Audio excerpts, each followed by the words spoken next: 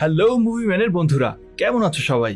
আজকে তোমাদের জন্য নিয়ে এসেছি একটা দুর্দান্ত সার্ভাইভাল মুভির গল্প। গল্পটা এমন একজন লোককে ঘিরে যে হঠাৎ করে একটা বিশাল মরুভূমিতে আটকে পড়ে। এখন প্রশ্ন হচ্ছে, সে কি কোনোভাবে ফিরে যেতে পারবে তার প্রিয় মানুষদের কাছে? আর কিভাবেই বা সে এই মরুভূমিতে আটকে গেল, সেটা জানার জন্য দেখতে হবে পুরো ভিডিওটা। তো আজের ইন্ট্রো বাদ দিয়ে চলো শুরু করা যাক। পুরো গল্প জুড়ে আমি মুভিম্যান আছি তোমাদের সাথে। মুভি শুরুতেই আমরা দেখি বেন নামের এই ছেলেটা তার বান্ধবী লায়নার সাথে মরুভূমির মাঝখানে নিজেদের তৈরি একটা ট্রেন ট্রাকে থাকতো, আর এখানেই তারা বেশ কয়েক বছর ধরে আছে। কিন্তু আজকে লায়না পড়াশোনার জন্য তাকে ছেড়ে শহরে চলে যাচ্ছে। বেনও তার সাথে যেতে পারতো, কিন্তু তার এখানেই থাকতে ভালো লাগে। সে এই জায়গাটাকে অনেক ভালোবাসে। যাওয়ার সময় বেন তাকে নিজের একটা বন্দুক দেয় আর বলে সে যদি কখনো ভয় পায় তাহলে যেন এটা ব্যবহার করে, আর যেন এই বন্দুকটা সে সবসময় তার নিজের কাছেই রাখে। তারপর দুজনে একে অপরকে বিদায় জানায়। লায়না চলে যাওয়ার পর বেনের খুব একা লাগতে শুরু করে, কিন্তু বেনের কিছু কাজ ছিল আর তাই সে বেরিয়ে পড়ে। আসলে সে এই এলাকার একজন গাইড। এখানে যত শিকারী আসে সে তাদেরকে পথ দেখায় এবং শিকার করতে সাহায্য করে, আর মূলত এভাবেই সে তার জীবিকা নির্বাহ করে। বেন সোজা পুলিশ স্টেশনে আসে শেরিফের সাথে দেখা করার জন্য, আর শেরিফ তাকে বলে ম্যাডক নামের একজন ব্যক্তি তার সাথে দেখা করতে এসেছে, তার একজন গাইড দরকার। তাই শেরিফ বেনের নামটাই সুপারিশ করেছে। বেন তার জন্য অপেক্ষা করতে থাকে। তখনই স্যুট বুট পরা এক ব্যক্তি সেখানে আসে আর দেওয়ালে লাগানো নিখোঁজ পোস্টারগুলো দেখতে থাকে। এরপর তার সাথে বেনের দেখা হয়। বন্ধুরা, ম্যাডেক আসলে একজন কোটিপতি। সে লস অ্যাঞ্জেলেসে থাকে আর সেখানে তার বিশাল ব্যবসাও আছে। কিন্তু আজকে সে এই মরুভূমিতে এক ধরনের হরিণ শিকার করতে এসেছে, আর এই হরিণগুলোকে খুঁজে বের করা খুবই কঠিন। কিন্তু বড়লোকের বড়লোকই শখ আর কি, তার এটা যেভাবেই হোক করতে হবে। আর এর বিনিময়ে সে বেনকে প্রতিদিন $1000 দেওয়ার কথা বলে। এটা শুনে বেন খুব খুশি হয়ে যায়, কারণ এত টাকা তাকে আগে কেউ কখনো দেয়নি। বেন তাকে নিয়ে নিজের গাড়ির কাছে যায়, কিন্তু ম্যাডেক নিজের জিও ওয়াগন গাড়ি নিয়ে এসেছিল, যেটা নিয়ে সে মরুভূমিতে যাবে। সে নিজের রাইফেল এনেছিল, যা দেখে বেন কিছুটা অবাক হয়, কারণ সাধারণত শিকারীরা এই রাইফেল ব্যবহার করে না, কারণ এটা খুব দামি আর এর গুলিগুলোও অনেক দামি। কিন্তু বেন বুঝতে পারে যে এই লোকটা খুবই ধনী। এরপর তারা দুজন সেখান থেকে বের হয়ে সোজা চলে আসে মরুভূমির মাঝখানে, আর এখানেই তারা শিকার করবে। আসলে এই জায়গাতে শিকার করা অবৈধ না, কিন্তু শিকার করার জন্য লাইসেন্স থাকতে হবে। লাইসেন্স না থাকলে তাদের জেলও হতে পারে। বেনের এই জায়গা সম্পর্কে খুব ভালো করেই জানা ছিল। এরপর সে তাকে সেখানে নিয়ে যায় যেখানে এই মরুভূমির হরিণগুলো সব থেকে পাওয়ার সম্ভাবনা বেশি ছিল। কিন্তু সেখানে পৌঁছাতে পৌঁছাতে তাদের অন্ধকার হয়ে যায়, আর তারা রাতটা সেখানেই কাটায়। তারা একসাথে কিছু কথাও বলে, যেখানে ম্যাডেক লায়না সম্পর্কে জিজ্ঞেস করে। বেন বলে যে সে শহরে পড়তে গেছে। তখন ম্যাডেক জিজ্ঞেস করে, আচ্ছা যদি সেখানে কোনো ছেলেকে ওর পছন্দ হয়ে যায়? কিন্তু বেন এই কথা অস্বীকার করে বলে, লায়নার উপর আমার সম্পূর্ণ ভরসা আছে। এরপর ম্যাডেক বেনের কাছে তার পরিবার সম্পর্কে জানতে চাইলে বেন বলে তার বাবাও এখানে গাইডের কাজ করত, কিন্তু একদিন যখন তারা পরিবার নিয়ে এখানে ঘুরতে এসেছিল তখন তাদের গাড়ি খারাপ হয়ে যায়। এরপর তারা বেশ কয়েকদিন সাহায্যের জন্য অপেক্ষা করে, কিন্তু কেউ আসেনি। বেনের মা নিজের লিপস্টিক তার মুখে লাগিয়ে দিতেন, যার ফলে সে গরমের হাত থেকে বেঁচে যায়, কিন্তু তার মা এবং বাবা দুজনেই মারা যান। তারপর থেকে বেন ঠিক করে সে তার বাবার কাজটাই করবে। ম্যাডেক তার এই গল্প শুনে চুপ হয়ে যায়, আর তারপর তারা দুজনেই ঘুমাতে চলে যায়। কিছুক্ষণ পর ম্যাডেক উঠে পড়ে আর বেনকেও জাগিয়ে দেয়। দুজনে কফি খেয়ে শিকারের জন্য বেরিয়ে পড়ে। বেন তাকে সঙ্গে নিয়ে হাঁটতে থাকে, আর তখনই ম্যাডেক হঠাৎ করেই পাহাড়ের উপরে গুলি চালাতে শুরু করে। আর এটা দেখে বেন বুঝতে পারে ম্যাডেক এখনো অনভিজ্ঞ, আর এখানকার নিয়মকানুন সম্পর্কেও সে কিছুই জানে না। বেন তাকে লাইসেন্সের কথা জিজ্ঞেস করে, কারণ তার সন্দেহ হচ্ছিল ম্যাডেকের কাছে হয়তো বন্দুকের লাইসেন্স নেই। ম্যাডেক বলে যে সে অনেক ট্রফি জিতেছে আর তার প্রচুর টাকা আছে, তাই তার লাইসেন্সের প্রয়োজন হয় না। তার মানে বেনের সন্দেহ সত্যি প্রমাণ হয়েছে। ম্যাডেক লাইসেন্স ছাড়াই এখানে শিকার করতে এসেছিল, কিন্তু ম্যাডেক তাকে কিছু টাকা দিয়ে বলে, তোমার যা কাজ তুমি সেটাই করো, আর সেটার জন্যই আমি তোমাকে টাকা দিচ্ছি। আসলে সে টাকা দিয়ে বেনের মুখ বন্ধ করতে চেয়েছিল। বেনেরও আসলে টাকার অনেক দরকার ছিল, তাই সেও রাজি হয়ে যায়। তারপর দুজনে একটা পাহাড়ের চূড়ায় গিয়ে শুয়ে পড়ে।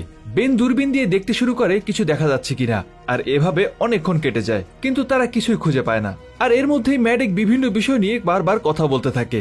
এতে বেনের মনোযোগ নষ্ট হচ্ছিল, আর এজন্য বেন তাকে চুপ থাকতে বলে। আর তখনই ম্যাডেক পাহাড়ের উপরে কিছু একটা দেখে সেদিকে গুলি চালিয়ে দেয়। তারা দুজনে দৌড়ে সেখানে যায়, আর বেন দেখে সেখানে জন নামের একজন স্থানীয় শিকারী গুলি খেয়ে পড়ে আছে। আসলে ম্যাডেক একজন মানুষের শিকার করে ফেলেছে, আর তার থেকেও বড় কথা এই জন এখানকার স্থানীয়। বেনের মনে হয় হয়তো তার মধ্যে এখনো প্রাণ আছে, তাই সে সাহায্যের জন্য দ্রুত গাড়ির দিকে ছুটে যায়। এদিকে ম্যাডেক বুঝতে পারে যে সে বড় একটা ভুল করে ফেলেছে। সে সঙ্গে সঙ্গে তার এক সঙ্গীকে ফোন করে আর পুরো ঘটনাটা জানায়। সে তার কাছেই জানতে চায় এখন তার কি করা উচিত, তা না হলে তো সে এখানে ফেসে যাবে। তখন তার সঙ্গী তাকে পরামর্শ দেয় যে তুমি বেনের বন্দুকটা নিয়ে লোকটার উপর আরো একটা গুলি চালাও, ম্যাডেক ঠিক সেটাই করে, আর জন সেখানেই মারা যায়। এদিকে গাড়ির কাছে থাকা অবস্থায় বেন আবারও গুলির শব্দ শোনে, আর সে দৌড়ে সেখানে ফিরে আসে। সেখানে এসে জনের লাশটা দেখে বেনের আর কিছুই বুঝতে বাকি থাকে না। সে বুঝতে পারে ম্যাডেক তাকে ফাঁসানোর জন্যই এই কাজটা করেছে। বেন তখন রেগে গিয়ে ম্যাডেকের উপরে চিৎকার করছিল। ম্যাডেক তাকে চুপ করিয়ে দিয়ে বলে, চিৎকার করা বন্ধ করো। যদি তুমি পুলিশকে কিছু বলো তাহলে ওর শরীরে তোমার বন্দুকেরও গুলি আছে, তাই আমার সাথে তুমি নিজেও ফেসে যাবে। এটা শুনে বেন অনেক অবাক হয়ে যায়। সে ভাবছিল যে একটা মানুষ কিভাবে এমন কিছু করতে পারে। সে বুঝতে পারছিল ম্যাডেক নিজেকে বাঁচানোর জন্য কোন লেভেল পর্যন্ত যেতে পারে। আর ঠিক তখনই ম্যাডেক তাকে একটা প্রস্তাব দেয় যে সে তাকে একটা ভালো বিশ্ববিদ্যালয়ে পড়াশোনার জন্য পাঠাবে, আর যতদিন না পর্যন্ত বেনের গ্র্যাজুয়েশন কমপ্লিট হচ্ছে ততদিন পর্যন্ত তাকে প্রতি বছরে $1,00,000 করেও দেবে। কিন্তু তার বিনিময়ে বেন যেন এই ঘটনা কাউকে না জানায়। বন্ধুরা, তোমাদের হয়তো মনে হচ্ছে বেন মানা করে দেবে, কিন্তু না, সে কিছুক্ষণ চিন্তা করে রাজি হয়ে যায়। যেদিন লায়না গিয়েছিল সেদিন থেকেই সে ভাবছিল কিভাবে কলেজে পড়াশোনা করা যায়, আর একটা ভালো বিশ্ববিদ্যালয়ে পড়ার জন্য অনেক টাকার প্রয়োজন ছিল। কিন্তু বেনের কাছে অত টাকা ছিল না, তাই বেন অবশেষে ম্যাডেকের সাথে হাত মেলায়, আর তাদের এই চুক্তি ফাইনাল হয়। এরপর তারা প্রথমে জনের লাশটা পাহাড়ের উপর পাথর দিয়েই কবর দিয়ে দেয়, আর তার স্মরণে কিছু ভালো কথাও বলে, ওই কুমিরের মায়াকান্না আর কি। আর তখন ম্যাডেক এসে বলে তাদেরকে এগোতে হবে, তাই তারা আবারও তাদের গাড়ির কাছে ফিরে আসে। কিন্তু এখানে এসে ম্যাডেক খাওয়ার পানি দিয়ে মুখ ধুতে শুরু করে। এটা দেখে বেনের একদমই পছন্দ হয় না, কারণ এমন জায়গায় পানির গুরুত্ব অনেক বেশি। কিন্তু জন মারা যাওয়ার পর থেকেই বেনের মনের মধ্যে এই বিষয়টা নিয়ে অনেক দ্বিধাদ্বন্দ্ব কাজ করছিল, আর তাই ম্যাডিককে ব্যস্ত দেখে বেন এই সুযোগের সদ্ব্যবহার করতে চায়। সে চুপি চুপি একটা জরুরি বার্তা পাঠানোর চেষ্টা করে, কিন্তু মেডিক অতটাও বোকা না। সে তাকে দেখে ফেলে আর তার দিকে বন্দুক তাক করে। যে ডিভাইসটা দিয়ে সে বার্তা পাঠাচ্ছিল মেডিক সেটাও ভেঙে ফেলে। মেডিক তখন তাকে অনেক বকাঝকা আর চিৎকার করে বলতে থাকে, আমি তোমার সাথে একটা চুক্তি করেছিলাম বেন, কিন্তু তুমি সেটা ভেঙে ফেলেছো, আর যারা চুক্তি ভেঙে ফেলে তাদেরকে আমি একদমই পছন্দ করি না। তাই এখন আমি যেটা বলবো সেটাই তোমাকে করতে হবে। এরপর মেডিক প্রথমে বেনের সমস্ত পোশাক খুলে ফেলতে বলে। বন্দুকের মুখে থাকায় বেন কিছুই করতে পারছিল না, তাই বাধ্য হয়ে সে তার সব পোশাক খুলে ফেলে। এরপর মেডিক তাকে খালি পায়ে নিজের বাড়ির দিকে চলে যেতে বলে, কিন্তু বেন বুঝতে পারছিল আসলে মেডিক কি চাচ্ছে, কারণ এই উত্তপ্ত মরুভূমিতে খালি পায়ে কোনো মানচিত্র ছাড়া, তার উপর আবার পানি ছাড়া একটা মানুষের বেঁচে থাকা সম্ভব না। কিন্তু এই মুহূর্তে মেডিকের কথা শোনা ছাড়া তার কাছে আর কোনো উপায় ছিল না। অন্যদিকে মেডিকও জানতো যে এভাবে হাঁটতে হাঁটতেই বেন একসময় মারা যাবে, আর জনকে খুনের সমস্ত দোষ বেনের উপর এসে পড়বে। সবাই মনে করবে বেন হয়তো জনকে খুন করার পর পালিয়ে যাচ্ছিল, কিন্তু অন্যদিকে আমাদের বেনও এত বোকা না। সে ছোটবেলা থেকেই এই মরুভূমিতে বড় হয়েছে, তাই বেন প্রথমেই মরুভূমিতে লাগানো বিদ্যুতের খুঁটিগুলো ফলো করতে শুরু করে, আর সে খুঁটিগুলোতে লেখা নাম্বার অনুসরণ করছিল। মনে হচ্ছিল সে যেন কোনো একটা বিশেষ নাম্বারের সন্ধান করছে। পেছন থেকে ম্যাডিক দূরবীন দিয়ে তাকে দেখতে থাকে, আর তার প্রতিটা পদক্ষেপের উপর নজর রাখছিল। বেন যখন 277 নম্বর টাওয়ারের কাছে পৌঁছায়, সেখান থেকে সে পাহাড়ের দিকে দৌড়াতে শুরু করে, আর সে দৌড়ে গিয়ে একটা পাহাড়ের উপর লাফ দেয়। এটা দেখে ম্যাডিক কিছুটা অবাক হয়। সে আসলে বুঝতে পারছিল না বেন কি করতে চাচ্ছে, তাই সে দ্রুত গাড়ি নিয়ে তার পেছনে যায়, কিন্তু ততক্ষণে বেন অদৃশ্য হয়ে গেছে। এদিকে আমরা দেখতে পাই বেন একটা খাদে ঢোকার চেষ্টা করছে, যেটা পাথর দিয়ে আটকানো ছিল, কিন্তু সে অনেকক্ষণ চেষ্টা করার পর সুড়ঙ্গ দিয়ে ভেতরে ঢুকে পড়ে। আর ঠিক তখনই পাহাড়ের উপর থেকে পাথর এসে রাস্তাটা বন্ধ হয়ে যায়। বেন ভেতরে আটকা পড়ে যায়। কিন্তু এখানে আমরা দেখতে পাই যে এই জায়গাটা আসলে কোনো খাদ না, বরং এটা তৈরি করা একটা গোপন বাংকার, যেটা হয়তো কেউ নিজেকে লুকানোর জন্য তৈরি করেছিল। আর আসলে এই বাংকারটা আর কারো না, এটা জনেরই ছিল। তাই বেন এই জায়গা সম্পর্কে আগে থেকেই জানতো, কারণ জন তার প্রতিবেশী, আর মাঝে মাঝেই তারা দুজনেই একসাথে শিকার করতে এদিকে আসতো। বাংকারের ভেতরে এসেই বেন প্রথমে পানি খেয়ে নেয়, তারপর সে আরো ভেতরে যায়, আর সেখানে একটা মেয়ের ছবি দেখতে পায়। সে হয়তো জনের স্ত্রী ছিল। সেই ছবির পেছনেই সে একটা মানচিত্রও দেখতে পায়। বাংকারের দেওয়ালে জনের অনেকগুলো নোট লাগানো ছিল, আর সেখানেই বেন আর জনের একসাথে একটা ছবিও ছিল। ছবিটা দেখে বেন একটু ইমোশনাল হয়ে পড়ে। সেই সাথে মনে মনে সে অনেক কষ্ট পাচ্ছিল যে সে জনকে বাঁচাতে পারেনি। তখনই বেন বাইরে থেকে কারো আসার শব্দ শুনতে পায়, আর এই শব্দটা আসলে বাংকারের অন্যদিকে দরজা থেকে আসছিল। বেন দ্রুত ম্যাপটা নিজের কাছে লুকিয়ে ফেলে আর পালাতে শুরু করে। সেই শব্দটা আসলে আর কারো না, মেডিকেরই ছিল। সে তার পিছু করতে করতে এখানেও পৌঁছে গেছে। ভেতরে বাংকার দেখে মেডিক বুঝতে পারছিল বেন এখানেই আছে, আর তাই মেডিক এবার বাংকারে থাকা কিছু বোমা সেখানে লাগিয়ে দেয়। আর সে বাইরে আসতে আসতে এই বোমাগুলো বিস্ফোরণ হয়ে পুরো জায়গাটা ধ্বংস হয়ে যায়। কিন্তু বেন কোনো মতে নিজেকে বাঁচিয়ে বাইরে আসে, কিন্তু সেখান থেকে পালানোর আগেই তার সাথে আবার মেডিকের দেখা হয়ে যায়। মেডিক তখন বলে, ভেতর থেকে যা যা নিয়েছো সবকিছু আমাকে দিয়ে দাও।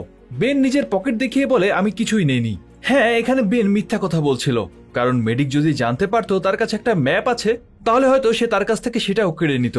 তখন মেডিক বলে, ঠিক আছে, তোমার বাড়ি যেতে হবে তো যাও, কিন্তু আমার চোখের সামনে থাকবে, যদি একটুও আড়াল হও তাহলে পরের গুলিটা তোমার নামে লেখা আছে। বেন রাজি হয়ে যায় আর আবারও চলতে শুরু করে। রোদের প্রচন্ড তাপে তার পুরো শরীরে ফোসকা পড়ে গিয়েছিল, আর তাই সময়ের সাথে সাথে তার অবস্থাও খারাপ হচ্ছিল, কিন্তু সে নিজের প্রাণ বাঁচানোর জন্য সব শক্তি দিয়ে সামনের দিকে এগোতে থাকে। সে এখানকার সবকিছুই ভালোভাবে চেনে, তাই কোনো দেরি না করে সে আবারও পাথরের উপরে চড়তে শুরু করে। আর এবার সে একটা গুহায় গিয়ে পৌঁছায়। সেখানে একটু ছায়া ছিল। আসলে এখানে বেন আর জন মাঝে মাঝে ড্রিঙ্কস করার জন্য আসতো, আর এই জায়গাটা পাহাড়ের অনেক ভেতরে ছিল, তাই ম্যাডিকও তাকে দেখতে পাচ্ছিল না। কিন্তু সে বেনকে না দেখতে পেয়ে রেগে যায়। অন্যদিকে ভেতরে বেন দুটো সোফা কেটে ভেতর থেকে তুলো বের করে নিজের পায়ের জন্য জুতা বানিয়ে নেয়। তারপর সে জুতা পরে অন্য রাস্তা দিয়ে বাইরে বের হয়ে আসে। আর আসলে এই জায়গাটা পাহাড়ি হওয়ার কারণে গাড়ি নিয়ে এখানে মেডিকের জন্য পৌঁছানো অনেক কঠিন ছিল। সে প্রথমে চারিদিকে তাকায় আর তারপর সেই ম্যাপটা বের করে। সে বুঝতে পারে যে এতে যে জায়গার কথা উল্লেখ করা আছে সেটা বেশি দূরে না, তাই বেন সেটা অনুসরণ করে কিছু দূরে চলার পর একটা ক্রস চিহ্ন দেখতে পায়, আর সেটা খুঁড়তেই সেখানে একটা বক্স পায়। আসলে জন এখানে এই বক্সটা জরুরি অবস্থার জন্যই লুকিয়ে রেখেছিল। বেন বক্সটা খোলে আর সেটার মধ্যে একটা গুলতি আর কিছু গুলি পায়।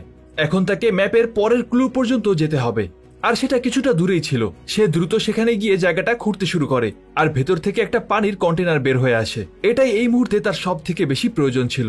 সে পাগলের মতো পানি খেতে শুরু করে, কিন্তু ঠিক তখনই একটা গুলি এসে কন্টেনারে লাগে, আর ভেতরের সব পানি বাইরে ছড়িয়ে পড়ে। এই গুলিটা আসলে ম্যাডিকি চালিয়েছে, কারণ ততক্ষণে সে সেখানে পৌঁছে গিয়েছিল। তার নিয়ম অনুযায়ী বেন কোনো পানি খেতে পারবে না, আর সে এবার চিৎকার করে বেনকে কোনো খাবার পানি ছাড়াই তার বাড়ি পর্যন্ত হেঁটে যেতে বলে। কিন্তু অন্যদিকে কিছুটা দূরে দাঁড়িয়ে সে গাড়িতে বসে তার ড্রিঙ্কস উপভোগ করছিল। আর ওইদিকে বেনের অবস্থা আগের থেকে আরো খারাপ হতে শুরু করে। সে যেন আর কিছুতেই চলতে পারছিল না, আর একসময় ক্লান্ত হয়ে সে সেখানেই অজ্ঞান হয়ে যায়। অনেকটা সময় কেটে যায়, কিন্তু সে সেখান থেকে উঠতে পারছিল না। ম্যাডেক তার কাছে আসে এটা পরীক্ষা করার জন্য যে সে মারা গেছে কিনা। সে তার পাশেই দুইবার গুলি চালায়, কিন্তু তার শরীরে কোনো নড়াচড়া হয় না। ম্যাডিক ভাবে হয়তো বেন মারা গেছে, আর সে নিজের গাড়ি নিয়ে সেখান থেকে দূরে চলে যায়। কিন্তু আসলে বেন তখনও বেঁচে ছিল। সে এত সহজে হাল ছাড়ার পাত্র না। তার মাথায় একটা বুদ্ধি আসে। সে সেই জায়গায় যাবে যেখানে সে আর লায়না একসাথে সময় কাটাতো, কারণ সেখানেও পানি ছিল। ম্যাডিকের যাওয়ার পর সে আবার একটা পাহাড় চড়তে শুরু করে। এদিকে ম্যাডিক তখন তার গাড়ি দাঁড় করিয়ে কারোর সাথে কথা বলছিল। তখনই তার নজর পড়ে পাহাড়ের ওপরে। সে দূর থেকে দেখতে পাচ্ছিল কেউ একজন পাহাড়ে উঠছে। সে বুঝতে পারে যে এটা আর কেউ না, এটা নিশ্চয়ই বেন। সে তাকে বোকা বানিয়েছে, তাই সে দ্রুত তার উপর ৩-৪ বার গুলি চালায়। কিন্তু প্রত্যেকবারই টার্গেট মিস হয়ে যাচ্ছিল, কারণ সে বেনের থেকে অনেক দূরে ছিল। আর এই সুযোগ কাজে লাগিয়ে বেন দ্রুত সেই জায়গায় পৌঁছে যায়। কিন্তু দুর্ভাগ্যবশত সেখানেও কোনো পানি ছিল না। এটা দেখে তার নিজের উপরে অনেক রাগ হয়।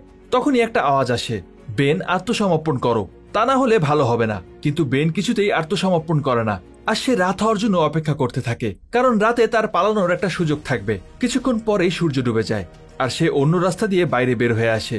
সে দেখে যে ম্যাডেক বাথরুম করার জন্য একটু সাইডে গিয়েছে, আর এই সুযোগে সে তার গাড়িতে গিয়ে সেখান থেকে একটা জ্যাকেট নিয়ে নেয়, কারণ রাতে মরুভূমিতে প্রচুর ঠান্ডা পড়ে। কিন্তু ম্যাডেক ফিরে এসেই বুঝতে পারে এখানে কেউ এসেছিল। সে গাড়ি পেছনের দিকে নিতেই আমরা দেখতে পাই বেন পেছনেই লুকিয়ে আছে। সে দ্রুত গিয়ে পাথরের আড়ালে লুকিয়ে পড়ে, কিন্তু ম্যাডেক তার উপরে বোমা ফেলতে শুরু করে। আর তখনই বেন সেই গুলতিটা বের করে ম্যাডিকের উপর আক্রমণ করে। গুলতির পাথর গিয়ে সোজা ম্যাডিকের মাথায় আঘাত করে, আর সে সেখানেই অজ্ঞান হয়ে যায়। পরের দিন যখন তার জ্ঞান ফেরে, সে নিজেকে নিজের গাড়িতেই বাঁধা অবস্থায় দেখতে পায়। আসলে এখন পুরো কন্ট্রোল বেনের কাছে চলে এসেছে। তার কাছে এখন দুটো পথ ছিল। সে মেডিককে মেরে ফেলে তার সব বদলা নিয়ে নিতে পারে, অথবা সে তাকে পুলিশের কাছে নিয়ে যেতে পারে। বেন আসলে একটা ভালো মনের মানুষ ছিল, তাই সে দ্বিতীয় বিকল্পটাই বেছে নেয়। আচ্ছা বন্ধুরা, আপনারা যদি কেউ বেনের জায়গায় থাকতেন তাহলে আপনারা কোন পথটা বেছে নিতেন? এত টর্চার করার পরেও কি কোনো মানুষ নিজের মাথা ঠান্ডা রাখতে পারে? যাই হোক, বেন এরপর শেরিফের কাছে গিয়ে সবকিছু খুলে বলে, আর সে এটাও বলে যে ম্যাডিক তাকে কিছু টাকা দিয়েছিল যাতে সে জনের খুনের ব্যাপারে কাউকে কিছু না বলে। আর বেনকে মুক্ত করার জন্য এতটুকু প্রমাণই যথেষ্ট ছিল, তাই তাকে ছেড়ে দেওয়া হয়। বাইরে যাওয়ার সময় বেন দেখে ম্যাডিক বসে আছে। সে তাকে বেশ কিছু কড়া কথা বলতে শুরু করে। তখন হঠাৎ করেই ম্যাডিক বাথরুমে যাওয়ার অনুমতি চায়। কিছুক্ষণ পরেই যখন সবাই স্টেশনের ভেতরে ছিল, ঠিক তখনই বাইরে একটা হেলিকপ্টারের আওয়াজ শোনা যায়। বেন আওয়াজ শুনে দৌড়ে বাইরে আসে, আর সে দেখে ম্যাডিক হেলিকপ্টারে উঠে বসেছে। চোখের পলকেই সে সেখান থেকে চলে যায়। তারা কিছুই করতে পারে না। আসলে মেডিক বাথরুমে যাওয়ার বাহানা করে নিজের স্মার্ট ওয়াচ দিয়ে তার লোকদেরকে এখানকার লোকেশন পাঠিয়েছিল। আর এই সব কিছু হয়ে যাওয়ার পর বেন লায়নার সাথে দেখা করার জন্য শহরে চলে আসে। লায়না তাকে দেখে অনেক খুশি হয়। বেন তাকে সব ঘটনা জানায়, আর সে বলে এখন থেকে সে আর গাইডের চাকরি করবে না। এটা শুনে লায়নাও খুশি হয়। কিন্তু একটু দাঁড়াও বন্ধুরা, গল্প এখনো শেষ হয়নি। আসল টুইস্ট তো এখনো বাকি আছে।